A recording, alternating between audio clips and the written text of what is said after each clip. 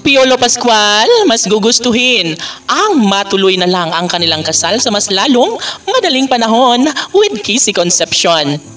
Yes, talaga nga namang ito naman talaga ang nais ng lahat na sana nga ay mapagtagumpayan nga ni Papa P at Christina ang lahat ng hamon sa kanilang pagmamahalan. Hindi ba at wala nang ibang mahiling pa si Papa P na sana'y hindi na magtagal ay maangkin na niya si Christina, ang babaeng kanyang pinaka-iniibig, pinaka-minamahal at pinaka-dinarasal. Sana nga ay panahon na ang talagang makapagdesisyon sa kanyang pangarap tungo sa tunay na kaligayahan with Christina.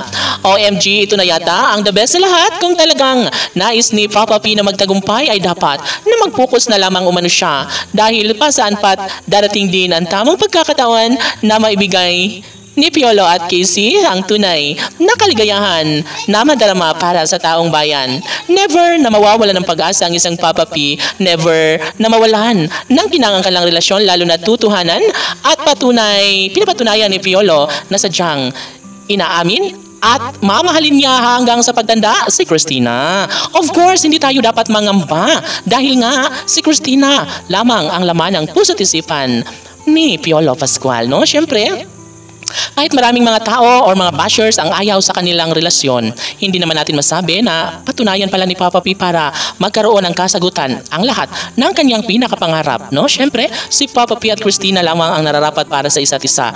Dapat ay magbunga na ang mga pagsisikap at pagtsatsaga ni Piolo Pascual daan tungo para makasama niya habang buhay ang nag-iisang Casey Concepcion. Tanong ng mga netizens, may pagkakataon pa kaya na magwagi si Piolo Pascual sa kanyang hangarin na maikasal kay Casey Concepcion?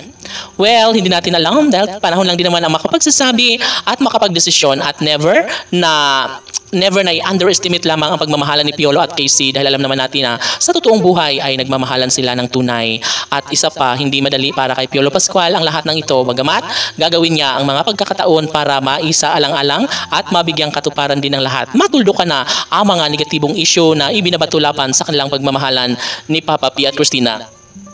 Sa palagay ng lahat, ay kaya naman ni Piolo Pascual na ibigay ang 100% para maisa katuparan ng isang pagkakataon na kaya namang tikisin, kayang patunayan ni Papa P ang lahat ng mga pagsubok. Isang pagsubok na talaga namang ibibigay ang 100% pagtitiwala at pagmamahal at iaalay ni Piolo Pascual para sa nag-iisang Casey Concepcion na kanyang hiniling na makapiling habang buhay, no? Never na magwawagi ang mga bashers dahil nga si Papa P na ang nagsasabi na gagawin niya ang lahat, magiging maligaya lamang kasama si Christina. KCPG Fanatics, laban!